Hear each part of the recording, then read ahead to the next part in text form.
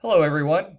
Welcome to my COM 250 Communication in the Workplace, Module 4 Leadership Presentation, where today I will discuss an introduction to a leader, myself, an assessment of my leadership style, a reflection on how I agree and disagree with the findings, a link to supervisor-subordinate communication, potential barriers to my style of leadership, and concluding thoughts. Now let's get into who I am.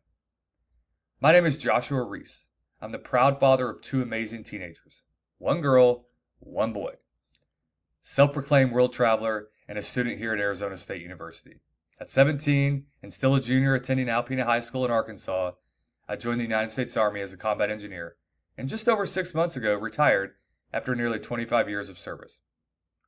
My post-service career finds me still supporting the global defense sector as a consultant with Booz Allen Hamilton, supporting U.S. Army Pacific in an exercise planner role where I guide military to military training, lead teams ranging from a small 10-member group to larger 250 to 500 personnel groups, and develop partner capacity and interoperability across the Pacific, specifically in Timor-Leste and Papua New Guinea.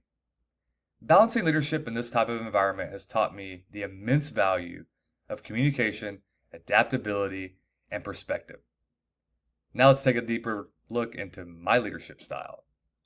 According to my results in the What's Your Leadership Style assessment by Very Well Mind, I'm a transformational leader.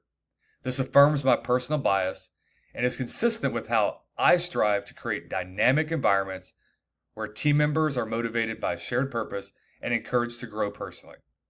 However, the assessment also flagged a risk. That risk is burnout for both me and the team, especially if we push too hard without a little bit of balance. Reflecting on these results got me assessing how I truly feel about this. Now, I agree with most of the assessment. I've definitely seen the power of vision and open dialogue in the Army and throughout my consulting role. However, I am guilty, very guilty, of sometimes pushing too many initiatives, which can lead to long hours and stress. So while I embrace transformational strengths, I'm definitely working on pacing and self-care to sustain both my energy and my team's. Now let's look at the link to supervisor-subordinate communication in this style. Chapter 7's LMX theory describes how high-quality leader-member relationships foster trust and two-way feedback. As a transformational leader, I naturally build high LMX partnerships, inviting input, coaching directly, and in trying to involve subordinates in decisions. This inherently boosts commitment and performance. But with every good team, there has to be a little bit of bad, right? Even with transformational leaders, we face hurdles. In the military, there's a strict rank structure which can conflict with the flexibility transformation requires. Operational tempo leaves little time for mentoring. And if I don't watch out in my current role, my enthusiasm can lead to a little bit of burnout.